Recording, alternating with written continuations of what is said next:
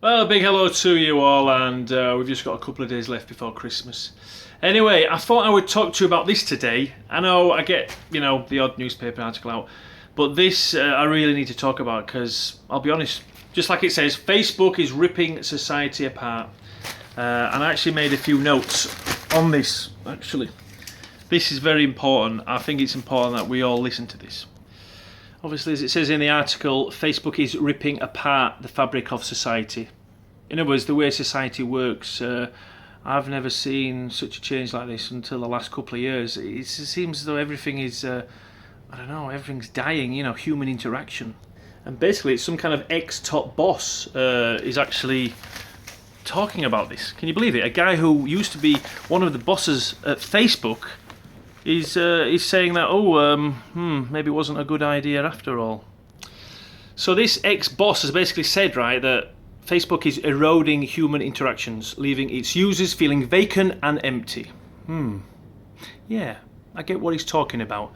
It says here, this is a global problem. Social media is eroding the core foundations of how people behave by and between each other. Yeah, he's right. Now, this boss is called Mr. Palihapitiya. He's 41, so he's only a couple of years older than me. So obviously he knows what's going on in the world. Now, obviously Mr. Palihapitiya joined Facebook in 2007 and made a fortune when the company was floated in 2012.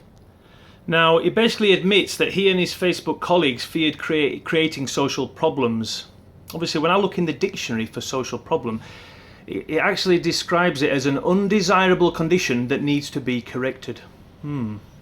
Right, so let me see. Let's stop and think about what kind of undesirable condition that would be. An example of that would be homelessness. Obviously, homelessness doesn't look very desirable because obviously we should be in a home. We humans, we shouldn't be on the streets. But obviously these things happen, as you know, in society.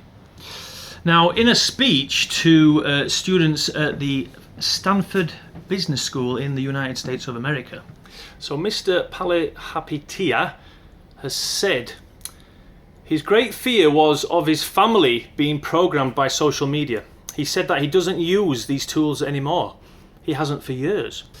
Alright, so the guy who's created Facebook with obviously his other Facebook colleagues doesn't use Facebook anymore, but then he created it. It's not too good, is it?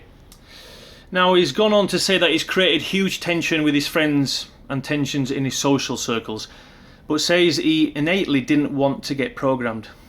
Well, don't we all, eh? I am not a robot. I am not a robot. Obviously, if you've seen Star Wars, the new Star Wars recently, yes, there's robots on there, but I don't think they use Facebook. Now, he says he wants to control his decision making instead of computers deciding for us. Well, it's a bit too late for that now, isn't it? He also can control his kids' decisions, which is why they're not allowed to use these tools. What about other parents and their kids? Is it too late for them? Well, obviously, it's too late. We're being programmed already, aren't we?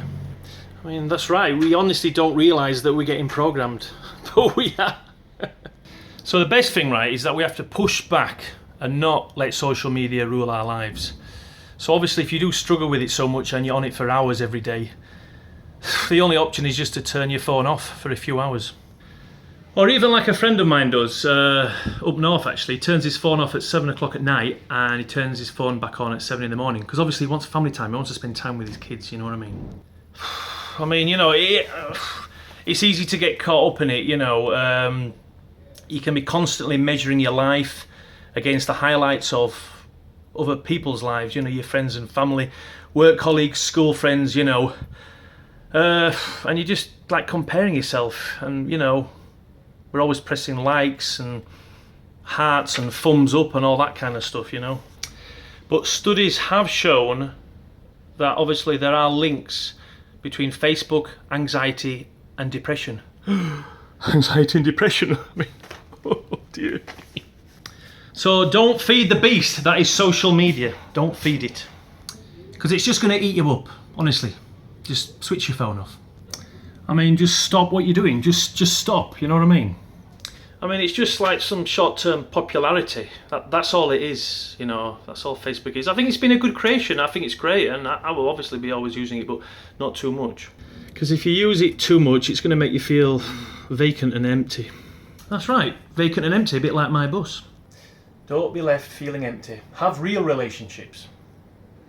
You know, just have physical interaction with people like we used to do years ago. Just talk to people, pick up the phone, you know what I mean? Face to face with friends and family, you know what I mean? And I mean, as always, I usually say please like this video, but I'm not going to bother saying that this time because I don't want you to be on social media too much. But what I would like you all to do is, if you have any family and friends this Christmas, school friends, work colleagues who, you know, maybe are alone, please, please, please pick up the phone and give them a call. How are you? How are you doing? Even meet them face to face, because we don't want to start just looking into our phones all the time, because you can't have these electronic relationships. They don't work. Yes, they don't work. Human interaction, you can't beat it. And as I always say, have a lovely day, everybody. See you on the next one. Bye-bye for now. Bye-bye.